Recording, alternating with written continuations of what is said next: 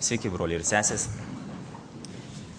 Šiandien kalbėsiu apie tobulumą, žvelgdamas į knygą Žydams, 6 skyrių, 1 ir 2 eilutės.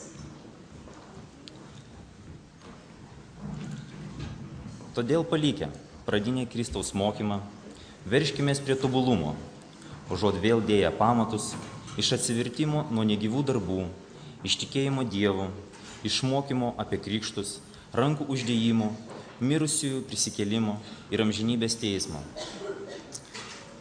Visa tai yra mūsų gyvenimo pamatas. Tai yra tai, ant ko mes stovime, ir tai yra tai, kuo mes turime vadovautis. Bet pažiūrėkime, kas čia parašyta. Palikite pradinį mokymą. Tai reiškia, kad pamatas jisai lieka, bet mes turime judėti. Parašyta, užuot vėl dėję pamatus. Jeigu mes visą laiką dėsime pamatus, galų gale tai gausis joks ne namas, o šulinys. Ir grįždami prie tų pačių pamatų, mes sėdėsime duobėje, nematydami šviesos. Ir mus skatina verštis prie tobulumo. Tobulumas yra kažkas tarp pradžios ir pabaigos. Tai yra veiksmas. Veiksmas siekti tobulumo. Ir toliau šitoje pačioje knygoje, 7 skyriuje, 11 eilutėje. Jeigu tobulumas būtų buvęs pasiekiamas levitų kunigystės dėka, o tauta jos pagrindu buvo gavusi įstatymą, tai kam dar būtų reikėję iškilti kitam kunigui, Melchizedeko būdu, ir nesivadinti kunigu Aarono būdu? Mums kalba apie tai, kad mes nepasieksime tobulumo vien tik tai laikydamėsi kažkokių tai papročių, darydami tik tai pagrindus. Mes niekada nepasieksime tobulumo, jeigu mes kiekvieną dieną ateisime į bažnyčią ir mes nieko nedarysime su savimi, jeigu mes nebandysime keisti savęs. Galima tai sulyginti su to, kad kiekvieną dieną ateiti į statybas ir nepadėti nei vienos plytos. Tai lygiai tas pats. Jeigu mes nieko nedarysime. Ir mes matome, kad buvo kunigas Melchizedeko būdu, Jėzus Kristus.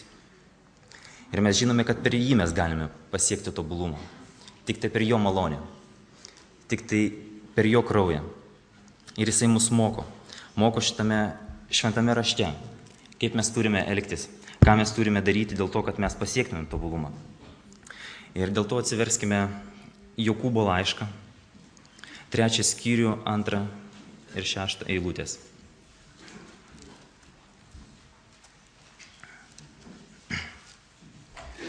Jokūbo 3, nuo 2 iki 6. Juk mes visi daug kur nusižengėme. Kas nenusižengė žodžiu, tas yra tobulas žmogus.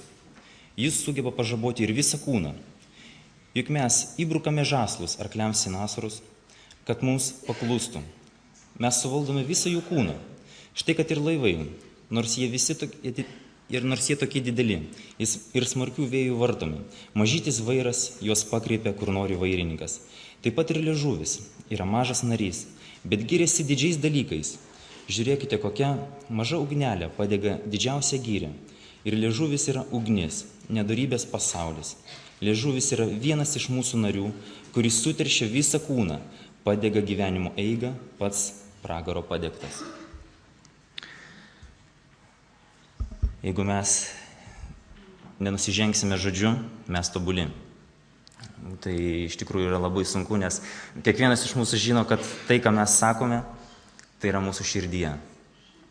Ir tai, kas yra širdyje, mes visą laiką tai parodome. Ir štai čia pasakyta, kad jis yra pragaro padegtas, kad jisai padega gyvenimo eigą. Aš tikiu, kad Dievas pradžioje mūsų gyvenimo jisai nustatė mūsų kelią. Jisai žino, kaip turi mūsų gyvenimas eiti. Bet kas kartą mes darydami kažkokius tai pasirinkimus, kažką pasakydami, mes nutolstame nuo to kelio, kurį mums priskyrė Dievas. Ir mes einame savo keliais, kelią, kurį mes pasirinkome, ne to keliu, kurį Dievas davė. Ir po to, kai Dievas mus šaukia, ačiū Dievui, jeigu grįžtame. Ir jeigu mes grįžtame, mes vėl grįžtame prie ko? Prie tos vietos, kur aš ką tik perskaičiau laiške Žydams, kad mes vėl grįžtame prie pamatų. Ir mes vėl statome tą patį per tą patį, netobulėdami, nestatydami sienų, neįstatydami langų, stogo, nekalbant apie vidinę apdailą. Iš išorės galima atrodyti gražus, bet viduje dar betonas, dar tapetai neapklijuoti, dar negražu. Ir mes vėl grįžtame ir vėl statome pamatus. Galima sulyginti su mokyklinuku, kuris 2 metais pasiliko. Vėl 2 metams reikia tą patį išmokti. Ir kartais mes daugelį metų, 10 metų būna vienoje toje pačioje klasėje ir nieko neišmokstame ir gyvenam tais pačiais pamatais. Antras punktas, kurį norėčiau paskaityti, tai būtų iš Mato Evangelijos 19 skyrius.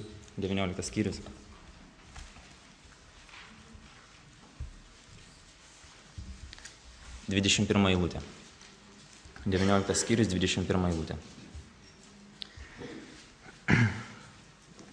Jėzus atsakė, jei nori būti tobulas, eik parduok, ką turi, išdalink vargšams ir turėsi turtą danguje, tada ateik ir sek paskui mane. Turtas tai nebūtinai materialinis turtas. Tai gali būti kažkoks mūsų įprotis. Tai, prie ko mes prisirišę, tai, kas mums yra svarbiau iš viešpatį. Ir mes to laikomės, ir mes pamirštame tai, kas viešpatės. Mes laikomės vėl savo ir siekiame tik tai savo tam, kad mums būtų šilta, gera. Ir štai čia Jėzus sako, atsisakyk visko, atiduok. Galbūt savo įpročių nereikia perduoti kažkam, tai galbūt jas reikia tiesiog išmesti ir sekti paskui viešpatį. Ir jisai mums dėl to sako, palikite pradinį mokymą ir statykite toliau, darykite toliau, auginkite save. Juk jeigu ne taip, tai mes visi kūniški. Jeigu mes nieko su savimi nedarome, tai mes esame grinai kūniški. Jeigu mes galime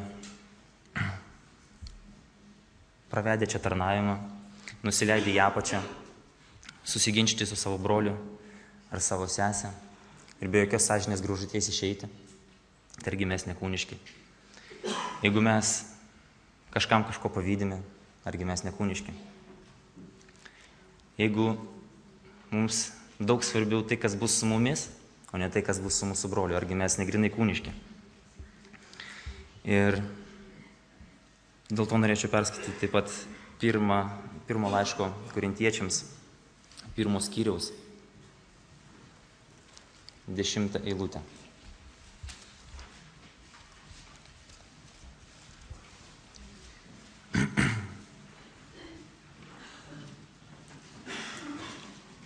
Pirmas Korintiečiams, 1 skyrius, 10 eilutė. Broliai, viešpaties Jėzaus Kristaus vardu maldauju jūs, kad visi vienaip kalbėtumėte ir nebūtų tarp jūsų susiskaldymų, bet kad būtumėte tobulai suvienyti vienos minties ir vieno sprendimo. Tai ir kalbama apie tai, kad mes neturėtumėm ginčyti su savo broliais, mes neturėtumėm pavydėti, mes neturėtumėm ieškoti savo. Bet kokiu atveju, jeigu mūsų mokytojas yra Jėzus Kristus ir jeigu mes laikomės jo pamatų ir jeigu mes statome ant to pamato, kuris yra Jėzus Kristus, tik tai tokiu atveju tarp mūsų nebus susiskaldymų, tik tokiu atveju pas mus nebus ginčų, nes mes turėsim vieną mokytoją, Jėzų Kristų, o ne kiekvieną seksim pagal savo širdį, pagal savo norus. Mes visi žmonės, kiekvienam norisi, kad namie būtų šilta, gera ir negalvojame apie kitą. Bet Jėzus moko kitaip. kad mes sektumėm jį ir elgtumės taip, kaip jisai elgėsi. Ir iš tikrųjų, jeigu mes taip nesielgiame, reiškia, mumise nėra dvasios Jėzus Kristaus. Nes per ką mes pažįstame Jėzų Kristų? Tik per dvasią.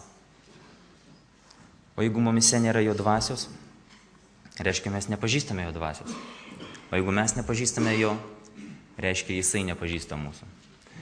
Jeigu jisai nepažįsta mūsų, kiekvienas žino tą palyginimą, tą patarlę 7 skyriuje Mato Evangelijos kalno pamoksle, kur sakoma, aš niekada jūsų nepažinau, eikite iš čia piktadariai.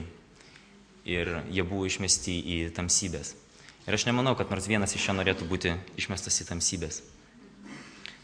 Mes visi norėtume būti išsigelbėję, visi norėtumėm būti kartu su Jėzumi. Ir dėl to 5 skyrius Mato Evangelijos 48 eilutė. Taigi būkite tobuli, kaip ir jūsų tėvas, kuris danguje yra tobulas. Ir te padeda mums Viešpats, kad mes siektumėm to tobulumo, kad mūsų statybos iš tikrųjų būtų naudingos, kad mes nesikapstytumėme tose pamatuose, kad mes augtumėm, kad mes stengtumės, kad mes suvaržytumėm savo liežuvį, kad mes nekalbėtumėm, kas nepatinka mūsų Viešpačiui, kad mes nedarytumėm tai, kas nepatinka mūsų Viešpačiui, kad mes atsisakytumėm nuo savo ego, kad mes atsisakytumėm nuo savo įpročių, kad mes atsisakytumėm nuo to, kas mums daug svarbiau už mūsų Viešpatį. Ir kad mes kitą laikytumėm viršesniu už save. Nes tame buvo Jėzaus meilė. Jisai rodė taip meilę savo žmonėms, rodydamas, kad kiekvienas, bet kuris muitininkas, jam buvo svarbesnis už jį patį. Jisai ėjo jam ir tarnavo. Dėl to, brangi bažnyčia, atsistokime ir pasimelskime už tai, kad mūsų augimas vyktų, kad mes iš tikrųjų augtumėm ir iš tikrųjų tą dieną būtumėm iš tikrųjų su juo ir kad mes jį pažinotumėm.